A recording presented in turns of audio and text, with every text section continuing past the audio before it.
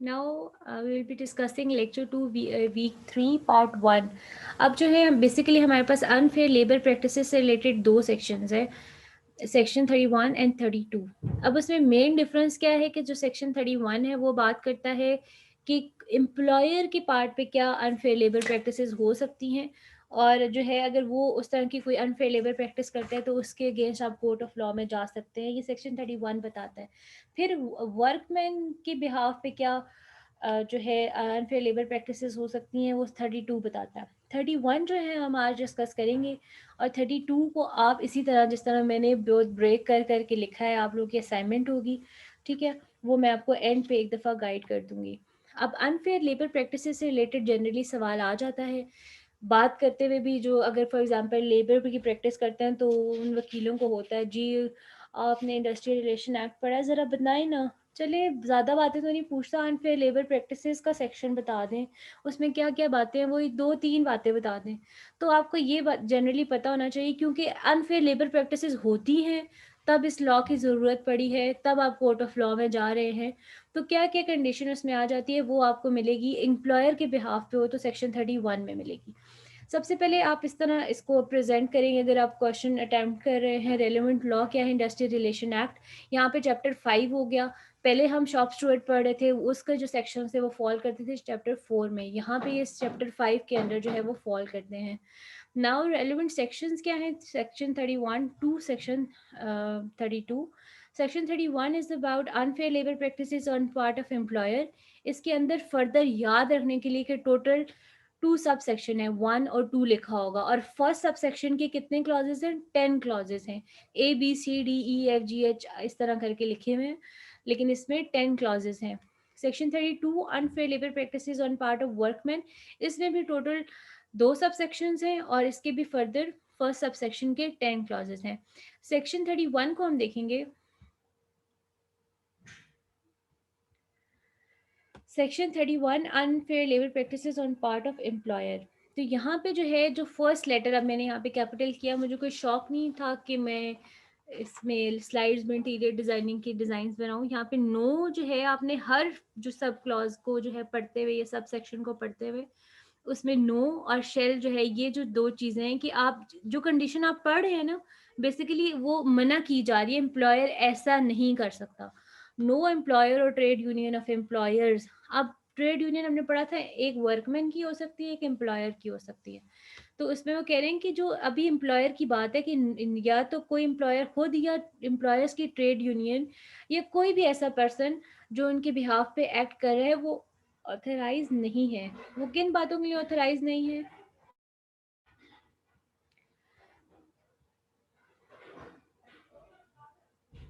First is that, give me a minute.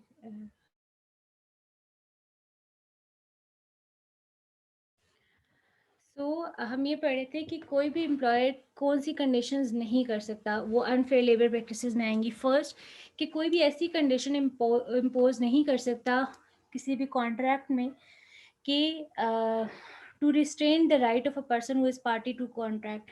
कि वो किस तरह उसको किसी चीज़ से रिस्ट्रेन नहीं कर सकता, कि पर्टिकुलरली कि आपने ये ट्रेड यूनियन जो है वो ज्वाइन नहीं करनी, या कुछ इस तरह की कंडीशन जो है वो यहाँ पे आपको नहीं बता सकता.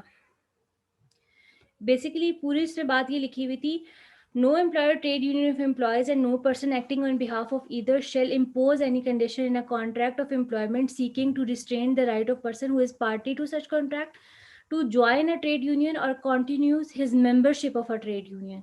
कि आपको इन दो चीज़ों से वो रोक नहीं सकता. फिर क्या नहीं कर सकता, he shall not refuse to employ or refuse to continue to employ any person on ground that such person is not a member or office of a trade union. मतलब आप पे वो इम्पोज नहीं कर सकता बात कि अगर आप अपनी मर्जी से एक ट्रेड यूनियन ज्वाइन करना चाहते हैं या नहीं करना चाहते, वो आप सोली आप पे है. वो इस बात पे आपको रिफ्यूज़ नहीं कर सकता, या आपको ये नहीं कह सकता कि आप अपनी एम्प्लॉयमेंट कंटिन्यू नहीं कर सकते क्योंकि आप जो है पर्टिकुलरली ट्रेड यूनियन ज्वाइन नहीं करे. अगर वो ऐसा करेगा तो वो अनफेयर जो है वो लेबर प्रैक्टिस होगी. ठीक है. Third point is discrimination against person in regard to employment, promotion, condition of employment, working condition. कि आपसे किसी तरह की डिस्क्रिमिनेशन नहीं करेगा. कितनी कंडीशंस की बेसिस पे, कि कौन कौन सी कंडीशन में एम्प्लॉयमेंट से रिलेटेड कोई डिस्क्रिमिनेशन नहीं करेगा। आपकी प्रमोशन अगर ड्यू टाइम पे बनती है और आपको किसी चीज़ पे डाल के कि इस वजह से हम आपको प्रमोट नहीं कर रहे, या एम्प्लॉयमेंट कंडीशन या वर्किंग कंडीशन की बेस पे कि आपसे ज़्यादा टाइम ले, ज़्यादा आवर्स ले, आपकी पे उतनी ही हो, तो इस तरह की कोई भी डिस्क्रिमिनेशन अलाउ नहीं होगी। अगर एम्प्लॉयर ऐसा कुछ करेगा तो वो अनफेयर जो है लेबर प्रैक्टिस में आएगा। इसके बाद जो है dismiss, discharge, remove from employment or transfer और थ्रेटन टू डिसमिस। या तो आपको वो डिसमिस, डिस्चार्ज, रिमूव नहीं कर सकता फ्रॉम एम्प्लॉयमेंट और ट्रांसफ़र, या थ्रेट भी नहीं कर सकता to dismiss, discharge, remove from employment or transfer, injure, threaten to injure, dismiss या threat to dismiss, discharge, removal, या फिर injure or threaten to injure him by reason क्या होगी, workman is or process to become or seeks to persuade any other person to become a member of or officer of trade union. ठीक है, कि मतलब आपको वो इंजर या threat इस वजह से नहीं कर सकता कि आप पर्टिकुलर ट्रेड यूनियन के जो है मेंबर जो है वो बने।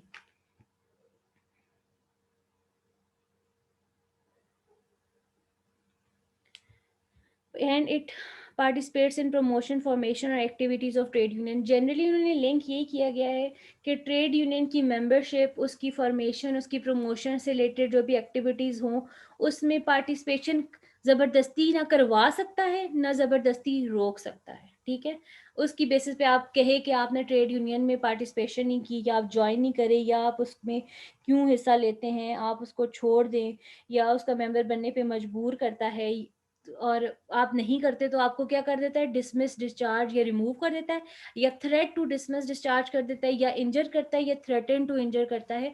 तो ये सारी अनफेयर लेबर प्रैक्टिसेस में आएंगी। He is not allowed to do so.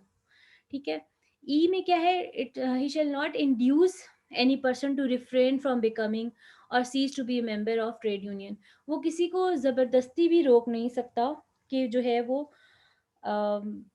He shall refrain from joining or trade union. ठीक है, सिंपल सिंपल बातें, लेकिन जनरली अगर कोई प्रोपोजिशन आती है डिसमिसल डिस्चार्ज से रिलेटेड होगी तो वो फिर क्लॉज डी से रेलेवेंट हो जाएगी। इंड्यूसिंग अ पर्सन होगा उससे रिलेटेड तो क्लॉज ई से रिलेटेड होगी, लेकिन जनरल सेक्शन जो है वो 31 ही होगा। ठीक है, and he shall not compel or attempt to compel any officer of the collective bargaining agent to arrive at a settlement। अब collective bargaining agent का क्या काम था, कंसीलिएशन करना, डिस्प्यूट की सेटलमेंट करना, फिर एट द एंड वो सेटलमेंट जो एग्रीमेंट होगा वो लिखेगा और जो है वो मैनेज करेगा सारे इंडस्ट्रियल डिस्प्यूट जो भी होगा।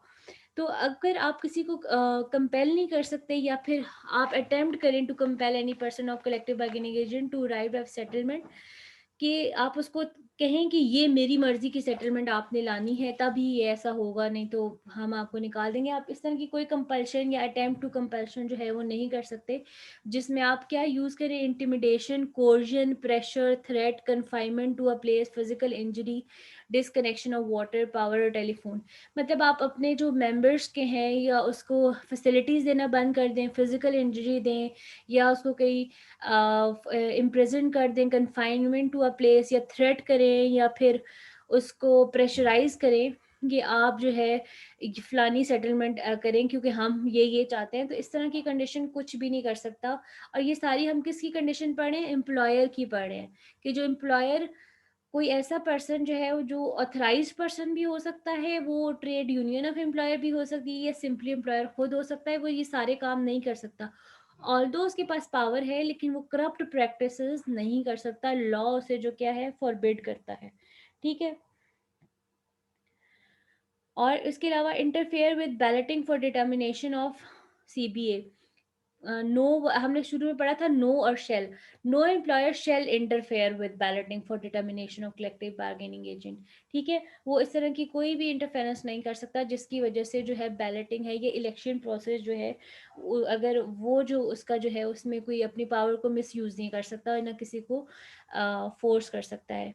एज पॉइंट में क्या है, ही shell he shall not recruit any person during period of notice of a strike under section 41।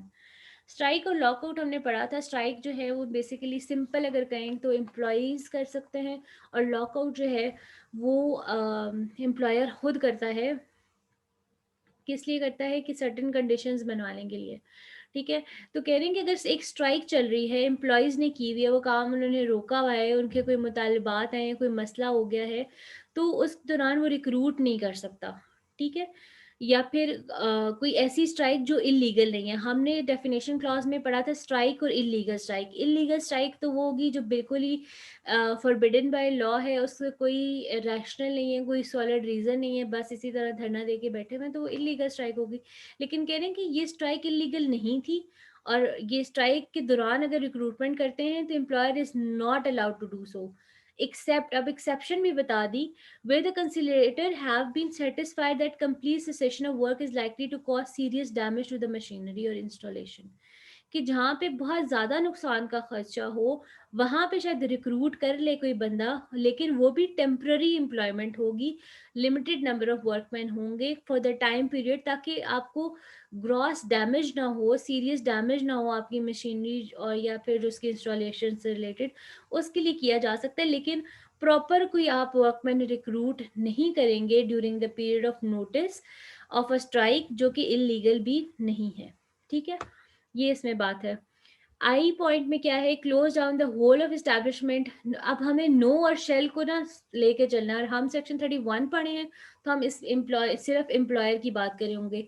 No employer shall close down the whole establishment as per standing order 11A of industrial and commercial employment act, कि आप फ़ौरन से जो है close down नहीं कर सकते किसी भी एस्टैब्लिशमेंट को।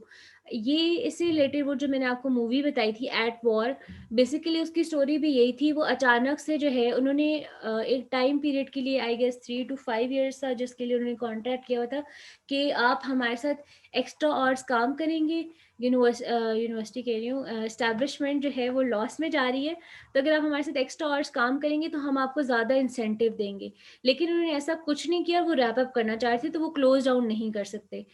And it commence, no employer shall commence, continue, instigate or incite others to take part, expend supply money or act in furtherance of illegal lockout. Illegal lockout कौन करता है? एम्प्लॉयर करेगा, लॉकआउट करता है।